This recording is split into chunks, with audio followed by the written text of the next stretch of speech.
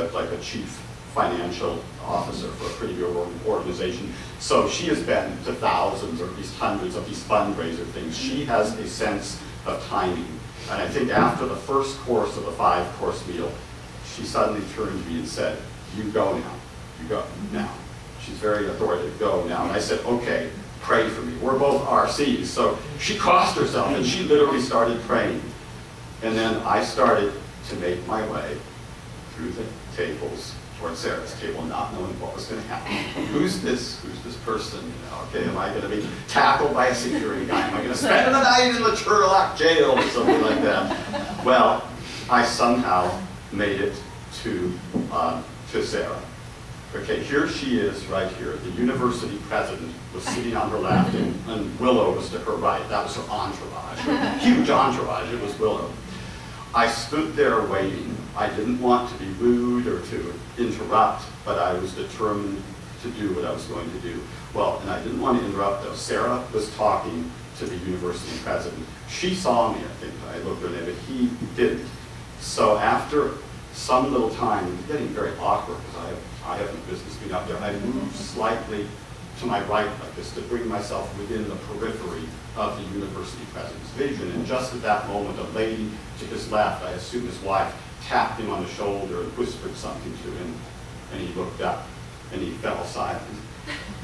And Sarah looked up at me and she greeted me in the most gracious way. And I reached out to take her hand. And I tell you guys, from my heart, after that moment, a sort of sacred veil descends on those moments because I truly remember very little of what happened. And I kid you not, there are a few fragments though. Sarah did say, "I like your button." It was one just like it. She said, "I like your button," smiled warmly at me. I told her, I think, that I was the one who had sent her a personalized Oakland Raiders jersey for Christmas, for which she thanked me with Sarah and the number 1.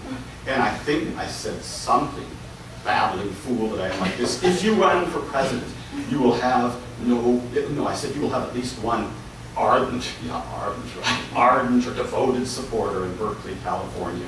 Something like that, but it's all a blur. It survives in my memory, just as shards of fragments. And remember, I had no business being out there. So I backed away, and then it was over, and I think I probably floated at my table.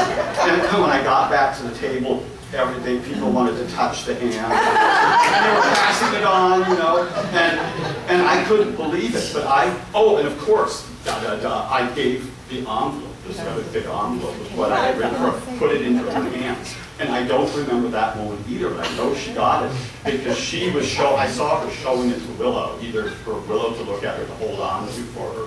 So now remember that this was almost to the hour, exactly a year after my brother died. The agony of that night, to lose a younger brother who was the most wonderful friend, wonderful dad, friend in sports, was going to be my co-author in a book. I mean, I think I'm still numb. I mean, the pain really, I'm never going to get over it. But I have to believe, and I do, there's a God out there, because this could not have been coincidence, almost to the hour that I was able to meet Sarah. I've got to wrap this up, but her speech followed shortly thereafter. She was a little bit subdued, I think, compared to the next day in Tyler, Texas, at the Oil Palace, where she just ripped Obama apart. It was wonderful, but maybe it's because of, I don't know, it was a black tie event, her mood, whatever, but I think it was a great speech, and I plan to post some thoughts on it on C4P in a week or two, because I've been thinking about it.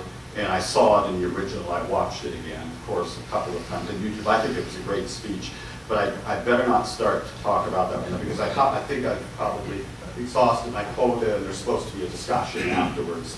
So, she's looking at me. I have more than so I better stop now. But anyway, this is just a little tale of 2 persons of 2 days of a native of Berkeley, California, who loves Sarah with all his heart and soul. And I think I'm not the most courageous person in the world, but I know you all feel that way. I think I could take a bullet for her or charge into the mouth of a cannon for her. So anyway, that's my little piece. And thank you for putting up with me in my disjointed talk today. So thank you.